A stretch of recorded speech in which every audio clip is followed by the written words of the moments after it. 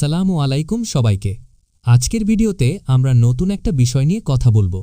কখনো খেয়াল করেছেন, দিনে ঠিকঠাক থাকলেও রাতে ঘুমানোর সময় শরীর হঠাৎ বেশি ঠান্ডা লাগতে শুরু করে? এটা কি ঘরের তাপমাত্রার দোষ, নাকি আমাদের শরীরের ভিতরেই লুকানো আছে কোনো নাইট কোড?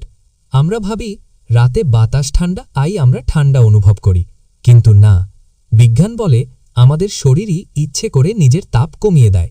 রাতে ঘুমানোর ঠিক 1-2 ঘন্টা আগে মস্তিষ্কের সার্কেডিয়ান রিদম নামে এক জৈব ঘড়ি শরীরকে সিগন্যাল দেয়, শান্ত হও, ঘুমানোর সময়।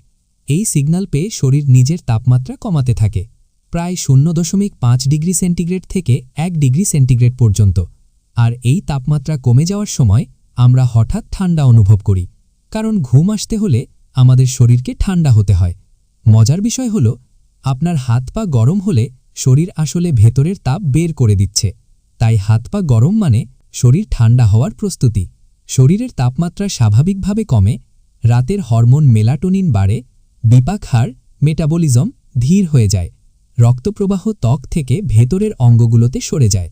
ঘর যত গরমই হোক, তবুও ঠান্ডা লাগতে পারে। এই কারণেই রাতে ঘরের তাপমাত্রা একই থাকলেও আমরা হঠাৎ করে কম্বল খুঁজি। অনেকেই বলে রাতের রুমটা যেন বেশি ঠান্ডা লাগে।